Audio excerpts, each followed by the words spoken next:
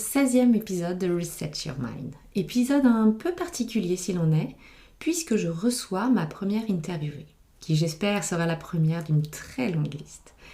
Dans cet épisode, j'avais envie de vous partager une histoire de transformation de carrière. Une histoire inspirante, qui sort des sentiers battus et que nous aimerions voir plus fréquemment. Une histoire de reconversion au féminin. Une reconversion de manager à développeur, enfin, développeuse. Mon invitée fait partie de ces rencontres qui ont challengé ce que je prenais pour acquis, pour la norme à suivre. Ce à quoi la réussite devait ressembler. Elle m'a permis de faire ce pas de côté et de voir les choses différemment, sous un autre angle. C'est pour cela que je suis ravie et honorée de l'avoir à mon micro. Cette femme est une passionnée de sport et de tech, au sens informatique du terme. Elle a été manager dans différentes sociétés informatiques, toutes plus prestigieuses les unes que les autres. Mais elle a choisi une autre voie, plus épanouissante pour elle. Elle a quitté ses rôles de manager qui ne lui convenaient pas, opté pour une petite start-up dont les valeurs s'alignaient avec les siennes, pour être plus alignée avec elle-même, plus en accord avec sa zone de génie. Elle a su suivre sa petite voix intérieure malgré les difficultés, car qui dit reconversion dit aussi énormément de challenges à relever. Alors sans plus attendre, je vous présente Stéphanie Baltus Bergamo. Bonjour Stéphanie. Bonjour Stéphanie, merci beaucoup pour l'invitation. Je suis ravie que tu l'aies acceptée. Est-ce que tu veux bien te présenter ? Eh bien écoute, avec plaisir. Je vais pas me présenter par mon métier, je vais me présenter d'abord par mes passions. Donc comme tu l'as dit, le sport qui me drive depuis que je suis toute petite.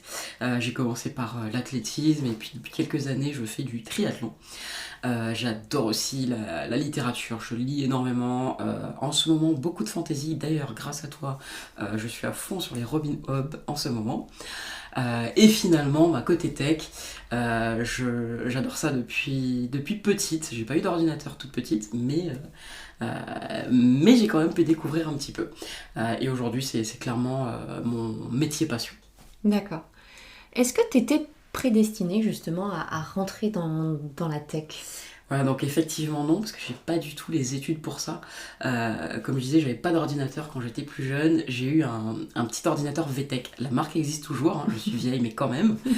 À 16 ans en fait, j'avais la version la plus évoluée, si c'est possible, du VTech, et je codais en basique dessus et j'adorais ça. Mais je me suis dit que je pouvais pas orienter mes études par un petit ordinateur jouet. Donc j'ai fait de l'économie et de la gestion. Je suis allé jusqu'au bac+4 dans ce domaine-là. J'ai même fait un diplôme d'études comptables et financières en apprentissage où j'ai fait du contrôle de gestion. Donc très clairement, j'ai pas le parcours de l'ingénieur informatique habituel. Pas du tout prédisposée à aller dans la tech. Qu'est-ce qui te fait switcher ? Et bien justement, c'est cette année d'apprentissage en contrôle de gestion où je me rends compte finalement que j'aime beaucoup automatiser tous les process qu'on me demande plus d'une fois. J'aime pas faire la même chose.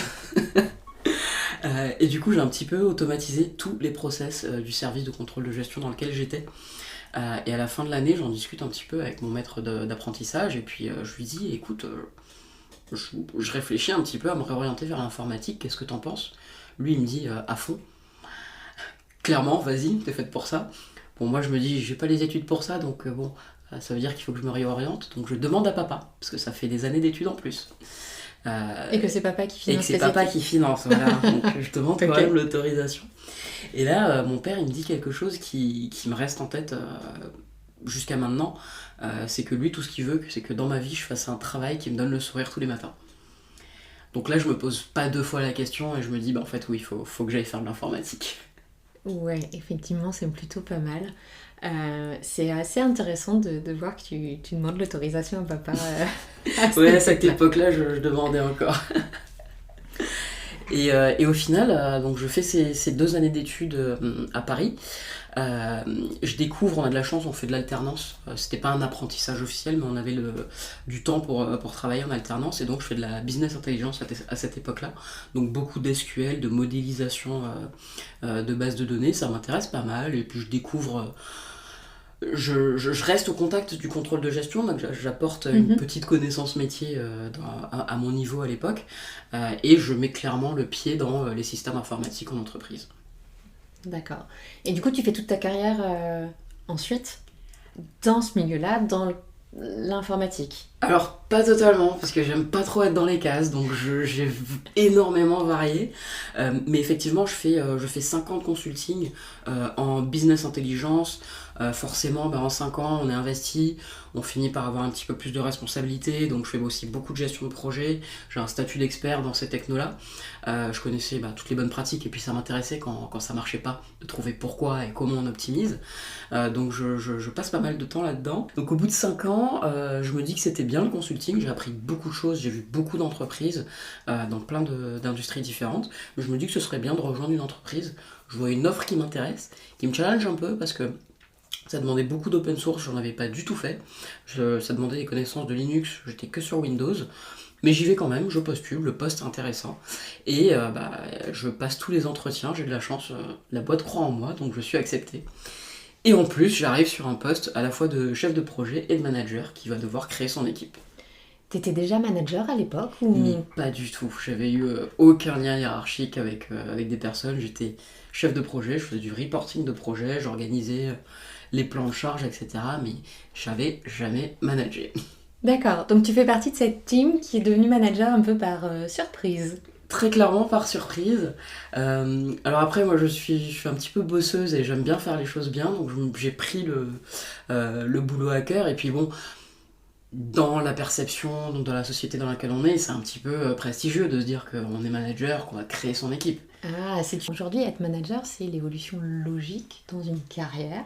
C'est une façon de réussir, c'est une façon de monter. Exactement. Donc je le vois vraiment comme un challenge en plus. Surtout que je me disais à cette époque-là que l'expertise technique, je l'avais déjà. Donc j'y vais à fond et puis je pense que j'ai quelques qualités humaines et le côté perfectionniste qui font que je voulais bien faire mon boulot. Donc j'y vais, je crée mon équipe et ça m'a éclaté un certain temps. Qu'est-ce qui te passionne dans ce job, justement parce que tu as parlé de management et de volonté de bien faire, mais ça reste excessivement tech et toi, tu as envie de rester là-dedans. Alors, il y a beaucoup de choses, et pas forcément dans le métier de manager au final, mais je me rends compte avec l'équipe qui grandit et les nouveaux challenges qu'on a, parce qu'on se retrouve à la période où on shift tout doucement vers le big data. On fait un hackathon et là je me rends compte qu'on part sur des terrains que je ne connais pas bien, que j'ai vu à la fac, que j'ai vu très superficiellement à la fac finalement, mais qui m'éclatent. En fait, on fait un hackathon avec l'équipe sur des nouvelles technos, des langages sur lesquels j'ai des bases mais que j'ai pas forcément approfondi. Mais on s'amuse à faire tout un logiciel qui traitait énormément de données en parallèle, de manière hyper rapide, hyper scalable, hyper distribuée forcément. Et c'était un périmètre sur lequel j'avais pas d'expertise. Et là je me dis waouh, il y a de l'inconnu et je peux m'amuser. Et en fait c'est ça qui m'éclate. Créer du logiciel qui va servir un besoin qui n'est pas encore servi aujourd'hui. Et c'est le voir évoluer dans le temps, c'est le faire grandir en fait, un petit peu comme planter un arbre. Planter un arbre et l'aider à grandir tout au long de sa vie. C'est faire des choses qui sont simples d'utilisation, mais qui peuvent être très complexes à implémenter. Mais c'est vrai que ça sent que ça se voit. J'aime beaucoup le proverbe qui dit que... Je sais pas si c'est un proverbe. Ce qui se conçoit bien s'énonce clairement. Et je déteste montrer aux gens que ce qu'on fait est compliqué. Quand tu montres aux gens que ce que tu fais est pas si compliqué que ça, c'est un, que tu maîtrises excellemment bien ce que tu fais, et deux, pour beaucoup, ils aiment bien complexifier parce que ça donne plus de valeur a priori. Mais on communique pas vraiment ce qu'on fait quand c'est trop complexe. Si la personne en face a juste compris du jargon, au final, le message est pas reçu. Oui, j'aime beaucoup cette philosophie. Donc la tech, tu te réorientes, t'étais pas prédestiné à aller dans ce monde-là. Et quels sont les plus grands défis que tu as relevés ou que tu relèves encore au quotidien Alors déjà, il y a eu le moment où je me dis que manager c'est bien, mais qu'au final, je me sens plus nourri en fin de journée quand j'ai codé. Et je me dis que peut-être il va falloir que j'arrête d'être manager parce qu'à la fin de la journée, je peux pas faire deux travails. Je peux pas finir ma journée de manager, me dire que j'ai rien fait et coder à la maison pour pallier à ça. Donc je me dis qu'il va falloir se réorienter. Ça déjà c'est un défi. Arriver à accepter de se dire je suis à une position qui est très acceptée par la société, mes parents ils sont contents de dire que je suis manager. Ça se voit aussi quand on dit qu'on est manager, les gens ont une réaction différente de je suis dev. Mais en fait je me rends compte que j'aime bien ça. Et j'aime vraiment beaucoup ça finalement. Et est-ce que je préfère pas coder à avoir ma maman qui est fière de moi? Est-ce que je préfère pas coder à avoir les étoiles dans les yeux des gens quand on leur dit je suis manager dans telle boîte? En fait je préfère m'éclater moi et pas trop m'intéresser à ce que pensent les autres. Donc il y a eu ce premier défi de se dire il va falloir y aller, il va falloir postuler. Ça c'était pas simple parce que je partais.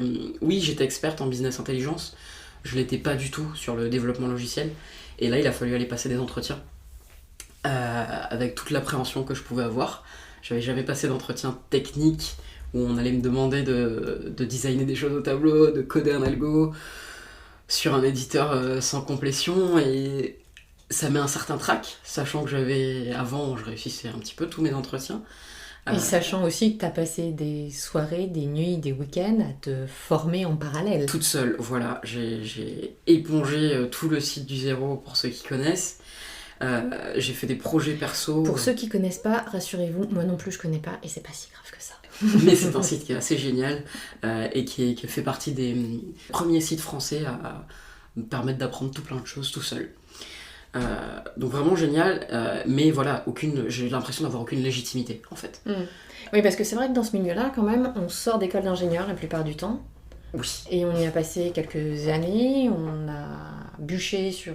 voilà, enfin, il y a énormément d'heures et d'investissements pour obtenir ces fameux diplômes. Voilà. Et cet écosystème est composé principalement de personnes sortant de ces écoles-là, de ces grandes écoles-là. Tout à fait. Soit t'es ingé, soit tu l'es pas. C'est ça, c'est exactement ça. Et je me disais même, quand je postulais à des postes d'ingénieur, je me dis mais je ne suis pas ingénieur, pourquoi je postule?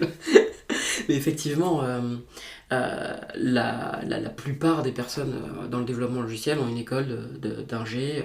Ils ont fait 5 ans, ils ont fait toutes les bases d'algorithmie, ils ont fait plein de tests au tableau, ils devaient préparer des architectures, ils ont répondu à toutes ces questions, ils ont l'habitude. Moi non. Mais je me dis à cette époque-là, j'ai un boulot qui est pas mal. Donc je tente.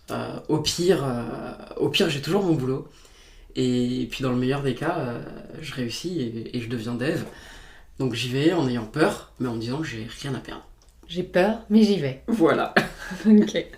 Mais pourquoi est-ce que tu t'es intéressée en fait à un métier qui est encore aujourd'hui très masculin? Je suis désolée de le poser d'entrée, mais les femmes sur les plateaux de développement de tech, dans les écoles d'ingé, ou dans les carrières mathématiciennes ou scientifiques, déjà dès le lycée, on voit à quel point c'est pas très encouragé.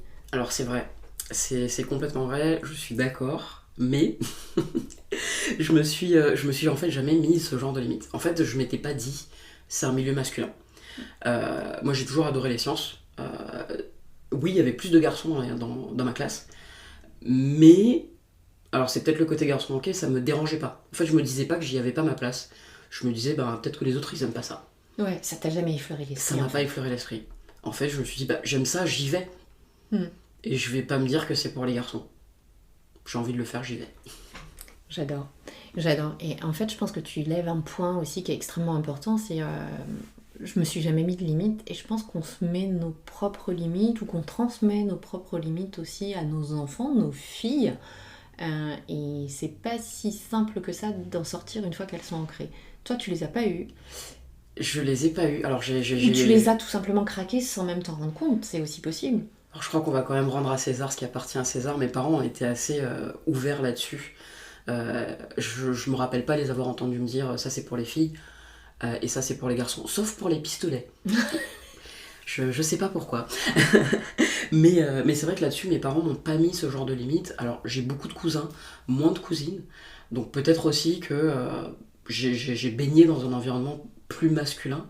Mais mes parents m'ont jamais empêché, en fait, d'aller vers juste ce qui me plaît. Ouais, et tout simplement. T'as toujours réussi à trouver ta place dans cet écosystème masculin. Et donc, ça t'a pas tant posé de problème que ça de le transposer au milieu professionnel. C'est vrai, et j'ai aussi eu la chance dans l'entreprise que justement j'avais rejoint de pas ressentir ça non plus. Et dans l'équipe qu'on avait, on était, je pense qu'on était 50-50 de notre cocon. D'accord. On avait autant de filles que de garçons, alors qu'on était une équipe dans la data. Donc j'ai eu de la chance, je pense. Ou Où, tu te l'es créé. où je me la suis créée. Je suis entourée de gens qui me ressemblent peut-être. Mhm. Je pense qu'on fréquente les gens avec qui on s'entend. Oui, puis qu'on attire aussi quelque part. Voilà.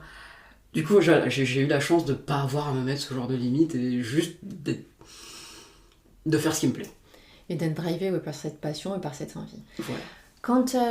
Quand on est drivé comme ça par la passion, on a souvent aussi des rôles modèles qui nous inspirent. Ou un jour, on se prend des claques aussi, parfois en se disant waouh, en fait, je veux ressembler à ça plus tard quand je serai grande. Est-ce que toi, tu as des rôles modèles et est-ce qu'il y a des personnes qui t'ont inspiré justement? Alors là, c'est marrant que t'en parles. C'est vrai il y a eu un moment où c'est vrai que ça m'a aidé dans ma décision de j'ai pas besoin d'être manager pour avoir de l'impact. J'étais à une conférence tech avec un des devs de mon équipe. Sur scène, il y avait Gwen Shapira, qui est une ingénieure logicielle sur les systèmes distribués, qui a une renommée mondiale et qui a surtout fait des logiciels qui sont très utilisés aujourd'hui, sans lesquels beaucoup d'évolutions dans le big data n'auraient pas eu lieu. Et en fait, cette fille-là, elle avait euh, un savoir qu'elle arrivait à communiquer à l'audience euh, avec une humilité, mais on sentait en fait toute son expertise et voir l'impact que peut avoir cette nana sur toute l'assemblée, sur le monde par du logiciel, et sans être manager, sans avoir un titre pompeux, juste elle était ingénieure, et en plus elle avait commencé dans la data. Donc je me suis dit en fait je peux être comme elle, je suis pas bloqué dans ce carcan de manager, je peux y arriver. Donc aujourd'hui je remercie Gwen Shapira de m'avoir aidé à prendre cette décision euh, parce que très clairement je voudrais avoir l'impact qu'elle a eu. Ouais, l'impact, surtout quand on a préparé cette interview aujourd'hui, l'impact est hyper important pour toi. Avoir de l'impact, créer, comprendre et retransmettre, repartager aux autres. Et quand je t'entends là encore aujourd'hui, c'est clair que ce qui te drive, ce qui est important pour toi, c'est avoir cet impact. Et là, tu découvres en fait que tu peux avoir de l'impact, mais sans être manager, sans être dans cette ligne, dans ce moule que l'on a quand même un peu établi. Même si c'est assez chouette, parce que je trouve que ces dernières années, ça commence à vraiment changer. Pas partout et pas dans tous les secteurs, pas dans toutes les industries, mais je trouve qu'on commence vraiment à switcher, où en fait il y a un chemin préétabli pour avoir une réussite. Et ouais, là en fait tu prends vraiment conscience que tu peux avoir de l'impact comme toi tu as envie de l'avoir, mais sans être là-dedans, sans être dans ce carcan de manager. Ouais, clairement. Je me rends compte parce qu'il y a eu des retours vers ce métier de manager et j'ai vu encore une fois que c'était pas le métier pour moi. Mais surtout, je me suis rendu compte que, alors déjà, il y a le côté où on accompagne des gens qui ont besoin d'un produit. Donc on répond à quelque chose, on crée de la valeur. Et en plus, au-delà de je crée de la valeur, je partage avec d'autres ingénieurs et on s'entraide. Donc on peut avoir non seulement un impact en termes de produits qu'on crée et servir un vrai besoin, et on peut aussi, avec l'expérience qui s'agrandit, avec tout le savoir qu'on a, partager avec d'autres, aider les plus juniors, se faire aider par les plus juniors qui connaissent d'autres sujets. Euh, En fait, on n'a pas, on n'est pas seul dans sa cave en fait quand on est ingé. Ouais, ça c'est vraiment cette croyance que l'on a, cette image que l'on a de beaucoup de développeurs où, ouais, dans sa cave, j'aime bien. Et non, en fait, tout seul derrière un ordinateur, ça marche pas. Et c'est aussi une partie de ton message, c'est que entre vous, entre experts, entre seniors, juniors, peu importe, il y a quelque chose qui se nourrit. Vous vous nourrissez énormément les uns des autres et pas seulement des ordinateurs. Très clairement. Aujourd'hui, typiquement, je suis seul ingénieur logiciel dans mon entreprise, mais j'ai de la chance d'avoir un réseau avec lequel je sais que je peux échanger, parce que des fois, on a juste besoin d'un ping-pong avec quelqu'un qui sait de quoi on parle. Mm. La personne n'aura pas forcément le contexte, mais on a juste besoin de parler avec quelqu'un qui potentiellement va pouvoir nous challenger ou juste nous poser les bonnes questions. C'est un métier où, mine de rien, on a besoin de parler, rester tout seul dans sa tête. Ça nous fait pas avancer, ça nous fait pas créer les choses les plus pérennes, les plus scalables. Donc non, on peut pas être tout seul, et c'est quelque chose que typiquement je recommanderais à des juniors ou des personnes qui démarrent une carrière, qui se reconvertissent, c'est de surtout s'assurer de jamais être tout seul dans une équipe. D'accord, merci du tips. Je pense il est important celui-là. J'avais une question, mais en fait je pense que tu as déjà répondu. C'est est-ce que ça te pose toi un problème au quotidien d'être une femme dans un milieu d'hommes? Mais tu as en partie déjà répondu, tu voudrais compléter? Alors j'ai répondu avec toutes les fois où j'ai eu de la chance, et je suis très reconnaissante à l'univers de m'avoir donné de la chance d'être super bien entourée dans beaucoup d'expériences. J'ai quand même eu une fois où, alors je sais pas si c'était le fait d'être une femme ou d'être junior en début de reconversion, je me suis retrouvée une fois dans un milieu où j'étais entourée de mâles alpha. Et c'était assez difficile de s'y faire sa place.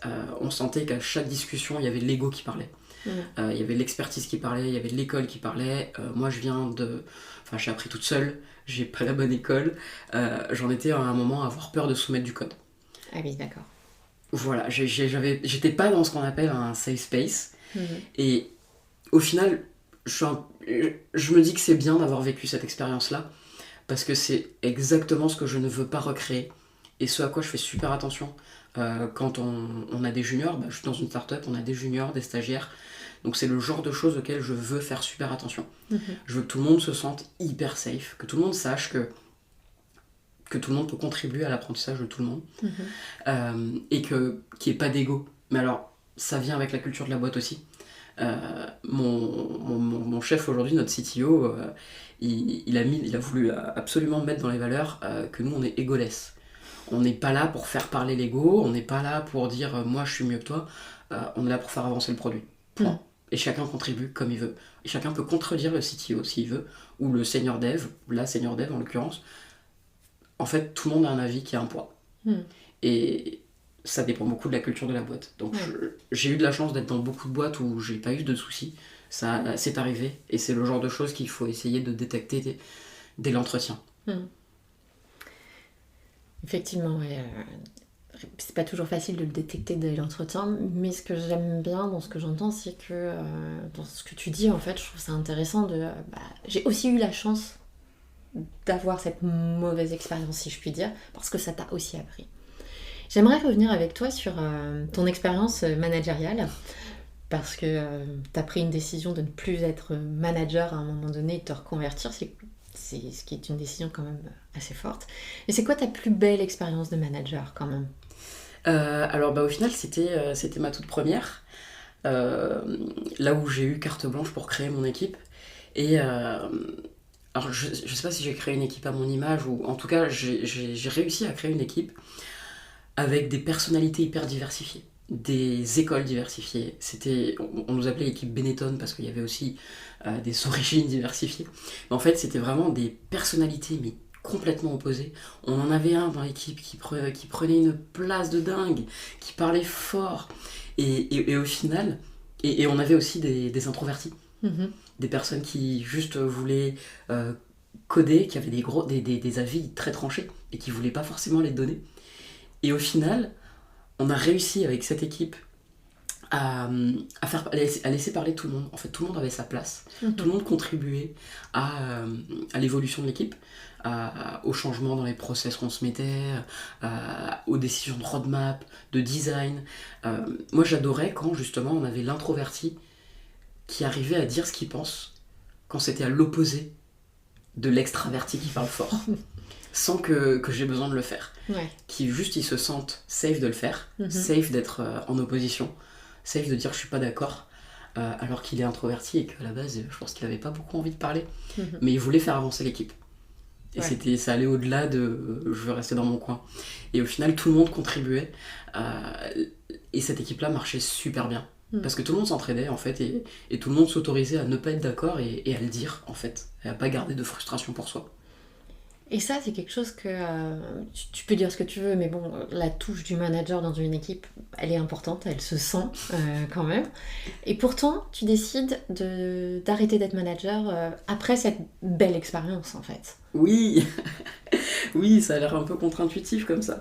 Mais alors déjà, il y a eu deux choses. Il y a ce côté où oui, je suis super contente parce que l'équipe elle marche. Mais au-delà de ça, même quand je faisais tout pour que tout se passe bien, que je couvrais de la pression, que je pouvais faire avancer des sujets ou informer les gens que les projets avançaient bien, etc.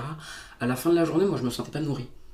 J'étais jalouse parce que eux ils avaient codé des trucs sur des sujets super intéressants. Eux ils avaient fait avancer le projet factuellement.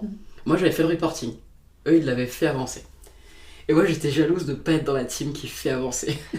Ah ouais, donc toi tu étais jalouse, pour reprendre tes termes, parce que tu te sentais un peu hors de la team en tant que manager. Oui, exactement. Moi D'accord. j'avais des obligations différentes. Je l'ai vraiment beaucoup senti quand avec un autre manager on a organisé un nouveau hackathon avec nos deux équipes. Et au moment où on lance le hackathon, on a notre chef qui nous dit bon bah c'est bien, laissez-les travailler, nous on va préparer les PowerPoint. Là je me suis vraiment sentie en dehors de l'équipe, je me suis sentie pas à la ramasse mais Amputé de quelque chose. amputée de quelque chose et j'avais l'impression que moi j'ai pas le droit d'aller jouer quoi. Et moi je dois aller faire les corvées de PowerPoint, enfin de Google Slide, bref. Ouais. Et ça m'a frustrée. Et je me suis dit ouais en fait ce qui me nourrit plus au final c'est les rares fois où j'ai un peu de temps pour coder. Ouais. Donc c'est de là que tu prends cette fameuse décision de sortir en fait du management parce que ça te nourrit pas, ça te fait pas tant vibrer que ça. C'est cool, c'est sympa, met des étoiles dans les yeux des autres, c'est ce que tu disais Voilà. tout à l'heure, mais pas forcément à toi. Pas dans les miens. À la fin de la journée, je suis pas contente. Ouais. Et puis en plus, je prends les choses très à cœur. Donc je sais que quand mon équipe va pas bien, c'est des choses que je pouvais prendre pour moi. Enfin, c'est des choses que j'embarque à la maison. Je savais pas mettre cette limite là non plus. D'accord. Donc ça fait une excuse en plus pour me dire, au moins avec le code, je pourrais m'en prendre qu'à moi-même si ça marche pas. Tu l'as dit, ça fait une excuse. C'est vrai quand tu es le manager, il y a aussi une grande partie de signaux faibles, d'empathie, et qu'il faut savoir aussi, mais tu l'as dit, mettre ces limites-là, parce qu'autrement tu ramènes tout ça avec toi à la maison. Et c'est pas être mauvais manager que de mettre ses limites. C'est au contraire se préserver, se mettre en priorité, mais c'est pas forcément non plus de donner à tout le monde. Tout à fait. Et puis aujourd'hui, beaucoup de managers deviennent managers un peu par surprise, tu l'as dit. Dans le meilleur des cas, il y a des sociétés qui accompagnent ces personnes nouveaux managers, on va dire, à travers des formations, etc. Mais bon, c'est des formations de quelques jours, et en fait, manager, c'est tous les jours. Et puis tous les jours, il se passe quelque chose, et quelque chose de différent. Et c'est vrai que quand t'es pas accompagné, c'est là où je vais tirer ma petite casquette de coach, parce que vraiment, moi, une des raisons qui m'a fait basculer et avoir envie de faire ça, c'est typiquement ça. Quand t'es manager, c'est tous les jours, et tous les jours, t'as une galère, et tous les jours, t'as une remise en question. Et c'est pas inné. Clairement pas. C'est pas inné. C'est pas inné, et puis il y a les galères il y a les galères au boulot, il y a les galères perso de chacun dans l'équipe, il y a nos galères à nous, Ouais. et il faut savoir capter les signaux faibles en permanence, être ouvert à tout ce qui se passe autour de l'équipe pour accompagner l'équipe, protéger chacun de la manière dont on peut. Si on n'arrive pas à mettre des limites, c'est le burn-out assuré. Malheureusement, oui, c'est assez fréquent. Moi, je compare souvent ça, en tout cas quand je discute avec des gens issus de la tech, je compare ça à un autre langage qu'il faut apprendre, de la même manière que tu apprends à coder en Python ou autre. Oui. Et ben, le management, c'est un autre langage à apprendre. Alors, c'est cool parce que ça s'apprend, même s'il faut une certaine prédisposition quand même. Mais en tout cas, si tu n'as pas envie de l'apprendre, ça ne viendra pas tout seul, quoi. Non, et j'imagine, je pense, je suis assez persuadée qu'un bon manager, ça fait une bonne équipe. Donc il faut avoir envie. Ça laisse, ça donne sa touche en tout cas et la note de base pour l'équipe. Comment tu vois ton métier évoluer dans les années à venir, que ce soit en termes d'outils ou de contexte? Alors en termes d'outils, on est encore en train de vivre une nouvelle petite révolution, ça c'est assez cool, avec tous les chats GPT, toute l'IA générative. Donc moi je vois mon métier qui va devenir encore plus passionnant. Bon, il y a ceux qui disent qu'on n'aura plus besoin des ingénieurs dans pas longtemps, ce serait mal connaître le métier. Moi je vois que les tâches un peu chiantes, un peu répétitives, on va pouvoir les déléguer. à ces outils-là et se concentrer sur les vrais challenges, sur les vrais casse-têtes, sur ce qui fait qu'un logiciel est scalable. En ayant l'assistance de l'IA générative, des fois juste pour du ping-pong hein, par exemple. Mais du coup, on va pouvoir se concentrer, vraiment faire ce métier d'ingénierie et aller loin dans les réflexions et implémenter les trucs les plus compliqués et qui sont finalement les choses qui nous éclatent le plus. On va vraiment créer pour le futur et créer pour que ce soit stable en étant simple, même si c'est compliqué. Ouais, toi tu vois vraiment ça comme une opportunité à saisir. Clairement, j'utilise beaucoup hein, ces outils d'IA générative justement pour me faire gagner du temps sur les trucs que j'aime pas faire. Parce que bon, j'adore le métier de dev, il y a quand même des tâches un peu répétitives. Et on a bien compris que j'aime pas faire les choses deux fois. Non, ça m'a bien compris. Mais du coup, j'aime bien déléguer ça à l'IA et me concentrer sur les vraies problématiques et ce qui va apporter de la valeur à mon entreprise. Là où on a besoin de connaître le métier, de connaître les process internes à la boîte pour développer quelque chose qui soit flexible, qui nous aide dans le temps, qui répond aux contraintes qu'on peut avoir, qui soient temporelles, écologiques ou tout simplement de scalabilité. Tout ça, on peut pas déléguer tout ça en fait. Ouais. On peut pas mettre tout ce savoir-là dans le chat GPT. Donc clairement, je vois le métier de plus en plus intéressant. Ok, top. Saisir les opportunités. Quoi. Tout à fait. Vraiment. T'avais un petit, quand on a préparé cette interview, t'avais un petit coup de gueule aussi à passer. Oui, alors bon, je veux surtout pas que ça paraisse élitiste. Je suis dans une start-up, donc on a eu beaucoup de stagiaires. Les moyens font qu'on fait avec ce qu'on peut. J'ai eu des stagiaires qui venaient de bootcamp, soit qu'on a pris en stage, soit qu'on a vu en entretien. Et j'étais assez marquée en fait, malheureusement, négativement marquée, par les attentes en fait qu'avaient les personnes sortant de bootcamp vis-à-vis de ce qu'elles pourraient faire après. J'en ai eu une qui a été hyper déçue parce qu'elle s'est rendue compte en mettant les mains dans le cambouis alors on l'a accompagnée comme on pouvait, mais elle se disait qu'en sortant de ce bootcamp là elle allait pouvoir être full stack engineer. Elle a fait 6 mois après une reconversion, elle a fait 6 mois de formation où elle a vu énormément de trucs, elle a fait énormément de projets, mais malheureusement elle n'a pas eu le temps de digérer beaucoup d'informations. Elle en a eu beaucoup trop en même temps. Et apparemment, en termes de marketing, on leur vend que après ces 6 mois, ils seront full stack engineer. Ils pourront faire à la fois du back-end et du front-end. Ce sont des métiers qui sont fondamentalement très différents, même s'il y a des bases communes. Mais il y a du savoir. Enfin, je connais quelqu'un qui fait du front-end depuis 15 ans et qui apprend encore.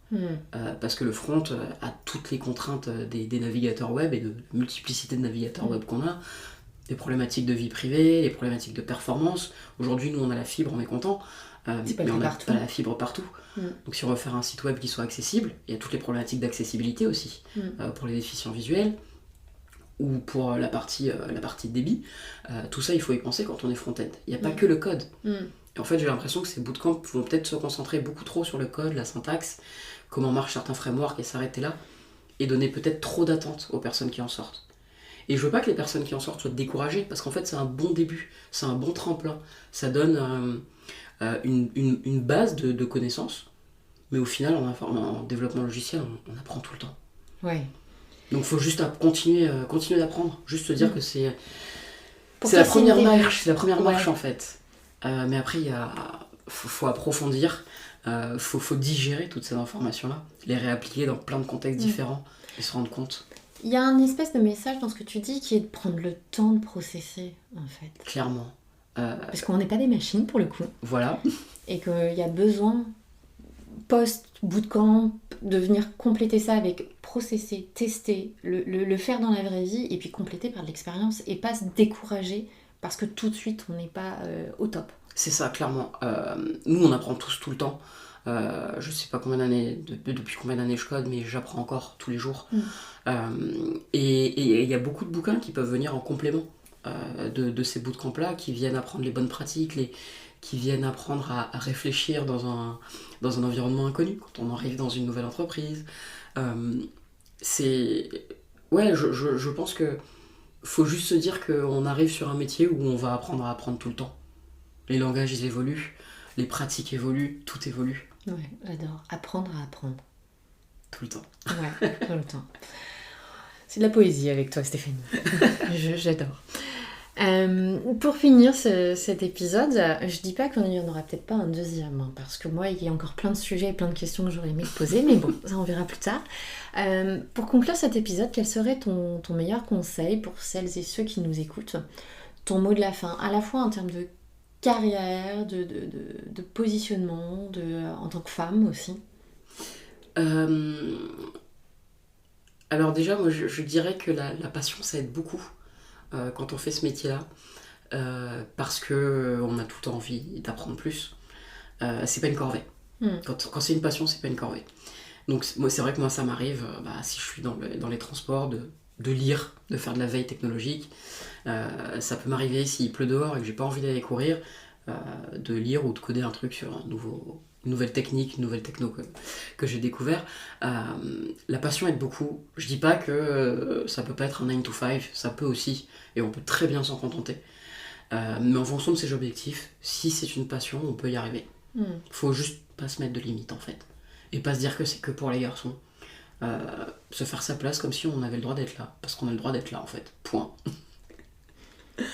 Je veux juste revenir aussi sur le côté manager.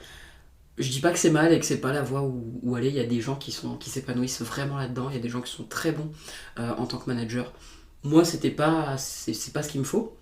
C'est pas ce qui me plaît. Mais je trouve que c'est un très bon métier et je suis la première à voir quand je vois un bon manager qui fait du super boulot. Je suis toujours à la recherche d'un bon manager. Avant de rejoindre une équipe, j'essaye de voir si la personne que j'ai en face aime ce métier-là en fait, aime l'humain et la gestion des humains, la gestion des relations humaines en fait. Super. Eh bien écoute, merci énormément, merci d'avoir pris le temps. Je sais que c'est un exercice difficile pour toi, mais quand on t'écoute, franchement, on a l'impression que tu as fait ça toute ta vie. Moi, je voulais conclure en disant qu'aller vers sa zone de génie et apprendre à s'écouter, construire sa propre voie, et ça, je crois qu'on l'oublie un peu trop souvent, c'est un peu le message que je vais retenir de notre discussion. Être manager, c'est pas la seule voie possible pour une carrière réussie, et j'ai l'impression que tu le démontres vraiment au quotidien. Vous voyez pas forcément Stéphanie, mais elle a des étoiles dans les yeux quand elle parle de ce qu'elle fait, hein, c'est clair.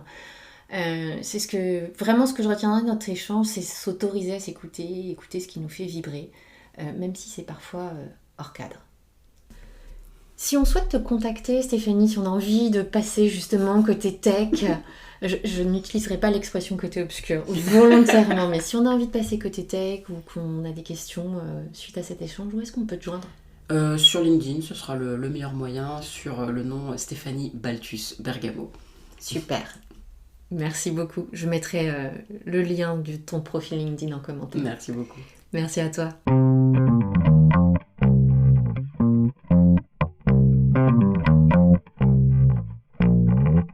Data, il y a une bonne partie de filles parce qu'il y a une bonne partie d'analyse, de business analyse ou de data analyse. Mais en fait, ça n'avait pas de poids. En fait, on s'est jamais dit que si on est une fille, on va vers le côté analyse. Enfin, il n'y avait pas ce genre de limite. D'accord. Et les garçons de l'équipe... Contacter Stéphanie, si on a envie de passer justement côté tech, je n'utiliserai pas l'expression côté obscur volontairement, mais si on a envie de passer côté tech ou qu'on a des questions suite à cet échange, où est-ce qu'on peut te joindre ? Sur LinkedIn, ce sera le meilleur moyen, sur le nom Stéphanie Balthus Bergamo. Super. Merci beaucoup. Je mettrai le lien de ton profil LinkedIn en commentaire. Merci beaucoup. Merci à toi.